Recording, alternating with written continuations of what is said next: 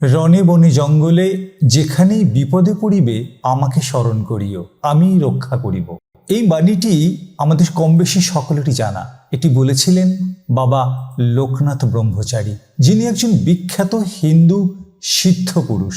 আজ আমরা এই ভিডিওটির মাধ্যমে সেই বিখ্যাত মহাপুরুষ বাবা লোকনাথ ব্রহ্মচারীর জীবনের আখ্যান, তার পূজার যাবতীয় বিধি, তার কার্যাবলী, তার উক্তি, তার ধ্যান, পুষ্পাঞ্জলি, হোমমন্ত্র, প্রণাম মন্ত্র সহ অষ্টোত্তর শতনাম সবই এই ভিডিওটির মাধ্যমে তুলে ধরার চেষ্টা করব। বাবা লোকনাথ ব্রহ্মচারী ও শ্রীকৃষ্ণের জন্মতিথি জন্মাষ্টমীতে, ইংরেজি 1730 সালের 6ই আগস্ট, 25শে শ্রাবণ 1137 বঙ্গাব্দ, উত্তর 24 পরগনা জেলার 84 চাকলা গ্রামে এক ব্রাহ্মণ পরিবারে তিনি জন্মগ্রহণ করেন। বাবার নাম রামনারায়ণ ঘোষাল আর মায়ের নাম শ্রীমতী কমলা দেবী। তিনি ছিলেন তার বাবা মায়ের চতুর্থ পুত্র। আচার্য ভগবান চন্দ্র গঙ্গোপাধ্যায় ছিলেন এই লোকনাথ ব্রহ্মচারীর আচার্য। তিনি লোকনাথকে উপনয়ন সংস্কার করিয়ে আধ্যাত্ম জীবন প্রবেশের গুরুভার নিয়েছিলেন। গৃহত্যাগের পর বাংলা 1148 সনে আচার্য গাঙ্গুলি তাকে নিয়ে আসেন কালীঘাটের শক্তিপীঠে। তবে সাধন ভজনের সঙ্গে নির্জন স্থানের উদ্দেশ্যেই তারা কালীঘাট ত্যাগ করেছিলেন। ধ্যান আর যোগ শিক্ষা শেষে সিদ্ধলাভের জন্য তারা হিমালয়ের বরফে ঢাকা একটা নির্জন স্থানটিকে বেছে নেন এবং সেখানেই উপস্থিত হন। 50 বছরের বেশি সময় কঠিন তপস্যার দ্বারা লোকনাথ বাবা সমাধির উচ্চতম শিখরে পৌঁছান এবং 90 বছর বয়সে পরম তত্ত্ব লাভ করেছিলেন। শিষ্যদের সিদ্ধি লাভের পর ভগবান গাঙ্গুলি তাদের নিয়ে মক্কা দর্শনে যান। তারা পায়ে হেঁটে রওনা দিয়েছিলেন মক্কার উদ্দেশ্যে। প্রথমে তারা পৌঁছান কাবুলে। সেখানে মোল্লা সাধি নামে একজন ধর্মশাস্ত্রজ্ঞ ধার্মিক মুসলমানের কাছে লোকনাথ ব্রহ্মচারী কোরআন শিক্ষা নিয়েছিলেন। তারা বুঝতে পারেন যে বাহ্যিক আচার আচরণ ছাড়া দুই ধর্মের মধ্যে বিশেষ কোনো প্রভেদই নেই। কাবুলের পর তারা চলে আসেন মদিনায়। এখানেও বেদ আর কোরআন নিয়ে তাদের মধ্যে বিস্তর আলাপ আলোচনা চলে।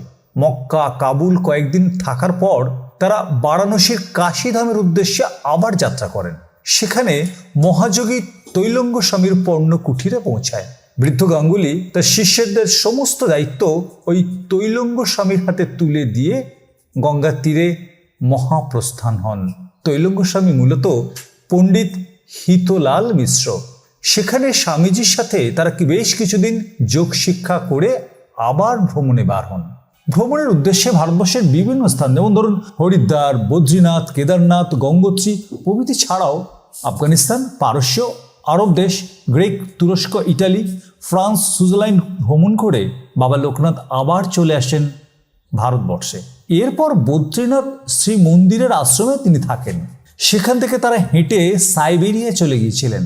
এরপর পূব দিকে চীন যান। সেখান থেকে তৈলঙ্গ স্বামী উদয়চলের পথে যাত্রা করেন। লোকনাথ আর তার বন্ধু বেনিমাধব চক্রবর্তী তিব্বত আর বদ্রীনাথের পাহাড়ে অবস্থান করেন। তারপর বেনিমাধব কামাখ্যার উদ্দেশ্যে চলে যান। এরপর লোকনাথ ত্রিপুরা জেলার দাউদকান্দি গ্রামে আসেন। তারপর বারদ্রির জমিদার তাকে নিয়ে আসেন জমিদার বাড়িতে। বারদ্রির পাশে একটা গ্রামে ভয়ঙ্কর ছোঁয়াচে একটা রোগ ছড়িয়ে পড়েছিল। সেই সময় সকলে সেখান থেকে পালিয়ে যাওয়ার চেষ্টা করেন, কিন্তু বাবা লোকনাথের কৃপায় সে সব রোগ সেরে যায়। জমিদার তাকে ছাওয়াল বাঘিনী নদীর তীরে একটা নিষ্কর শ্মশানে আশ্রম প্রতিষ্ঠা করে দেন। দীর্ঘ 26 বছর তিনি সেখানেই ছিলেন।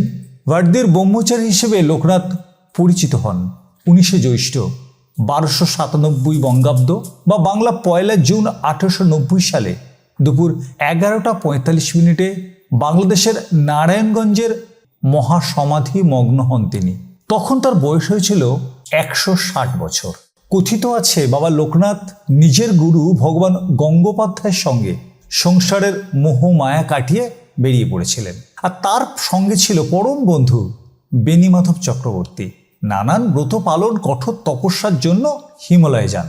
চারিদিকে বরফ দেখে গুহার মধ্যে সাধনায় বসেছিলেন গুরু ভগবান গঙ্গোপাধ্যায়। কিন্তু লোকনাথ বাবা খোলা আকাশের নিচে বরফের চাদরের ওপর ধ্যানমগ্ন হন।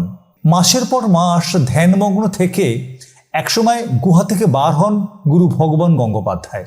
লোকনাথের অনুগামীদের মতে ওই বরফ 90 বার গলে জল হয়েছে, আবার জমেছে। এই হিসেবে গুরু ভগবান গঙ্গোপাধ্যায় বুঝেছিলেন তার শিষ্য 90 বছর তপস্যা করে কাটিয়ে দিয়েছিলেন সেখানে। এক সকালে ভোরের সূর্যের প্রথম আলো বাবা লোকনাথের আসন এসে পড়ে। ভগবান গঙ্গোপাধ্যায় দেখেন সেই আসনে শিষ্য লোকনাথ বসে নেই, সেখানে আছেন স্বয়ং দেবাদিদেব মহাদেব। এই অলৌকিক দৃশ্য দেখে বিস্ময়ে অবাক হয়ে যান ভগবান গঙ্গোপাধ্যায়। এরপরই গুহা ছেড়ে বেরিয়ে আসেন তিনি, দেখেন সেখানে আবার লোকনাথ বসে আছে। চোখের পলক ফেলতে না ফেলতেই আবার মহাদেবকে দেখেন। ভগবান গঙ্গোপাধ্যায় বুঝতে পারেন যে কঠোর তপস্যাতে সিদ্ধি লাভ করেছে তার শিষ্য লোকনাথ। গুরু হয়েও শিবকল্প মহাযোগী বাবা লোকনাথকে প্রণাম করেন ভগবান গঙ্গোপাধ্যায়। তারপর থেকে লোকমুখে শিব লোকনাথের কাহিনী ছড়িয়ে পড়ে। বাবা লোকনাথের আধ্যাত্মিক শক্তি সম্পর্কে অনেক কিংবদন্তি প্রচলিত আছে। কেউ কেউ বলেন তিনি জাতিস্বর, দেহ থেকে বহির্গত হয়ে অন্যের মনের ভাব অবলীলায় তিনি জানতে পারতেন, বুঝতে পারতেন। অন্যের রোগ নিজের দেহে এনে রোগীকে রোগমুক্ত করে দিতে পারতেন। এবার আসি লোকনাথ বাবার পূজার উপকরণ। নীল শাপলা বা নীল শালুক আর যে কোনো সাদা ফুল দিয়েই লোকনাথ বাবার পুজো করবেন। বাবা লোকনাথকে শিবের অবতার বলা হয়, তাই তার পুজোয় বেলপাতা থাকাটা খুব দরকারি। তালশাঁস আর কালো জামের নৈবেদ্য নিবেদন করতেই হয় বাবা লোকনাথকে। মিছরি, তাল মিছরি আর যে কোনো সাদা মিষ্টিতেই তিনি প্রসন্ন হন। এবার আসি বাবা লোকনাথের স্মরণীয় কিছু উক্তি। রণে বনে জনে জঙ্গলে যখন বিপদে পড়িবে আমাকে স্মরণ করিও, আমি রক্ষা করিব। বাক্যবান বা বিচ্ছেদবান সহ্য করিতে পারিলে মৃত্যুকেও হটাইয়া দেওয়া যায়। এ আমার উপদেশের স্থল নয়, আদেশের স্থল। আমার বিনাশ নেই, শ্রাদ্ধ নেই, আমি নিত্য পদার্থ। অর্থাৎ এই আমি হলাম গীতায় বর্ণিত পরমাত্মা। দেখো, অর্থ উপার্জন করা, তা রক্ষা করা আর তা ব্যয় করার সময় বিষয় দুঃখ ভোগ করতে হয়। অর্থ সকল অবস্থাতেই মানুষকে কষ্ট দেয়, তাই অর্থ ব্যয় হলে বা চুরি হলে তার জন্য চিন্তা করে কোনো লাভই হয় না। হস্ত দ্বারা কাম নিবারণ নারী হইতে বহুগুণ শ্রেয়। সিদ্ধি অর্থাৎ প্রভু শিবের আহার, তবে আমার কিসের বারণ, তোদেরই বা কেন? এবার আসি লোকনাথের ধ্যান মন্ত্র। ওম শিবকল্প মহাযোগী জটাজুট সমন্বিতম তাপনস্বাদ আজনলম্বিত ভুজং দণ্ডকমণ্ডলু শোভিতম শৈতবস্ত্র পরিধানং তাপনাশং লোকেশ্বরম শৈদপৌদ মানুষ স্থিতং ত্রিকালজনং মহেশ্বরম তমেব ব্রহ্মা বিষ্ণু তমেব শিব শঙ্করং সচ্চিদানন্দ স্বরূপায় পূর্ণ ব্রহ্ম রূপম স্বয়ং। এবার আসি লোকনাথ ব্রহ্মচারীর পুষ্পাঞ্জলি মন্ত্র। বন্দেহং করুণ সিন্ধু লোকনাথ চরণাম্বুজম সর্বসিদ্ধি প্রদং দেব ধর্ম কামার্থ মোক্ষদাম। এবার হোম মন্ত্র। এতৎসাহ্য বিল্লপত্রম ওম নমস্তে সর্বরূপায় লোকনাথ পরমাত্মানে স্বাহা। এবার লোকনাথের প্রণাম মন্ত্র।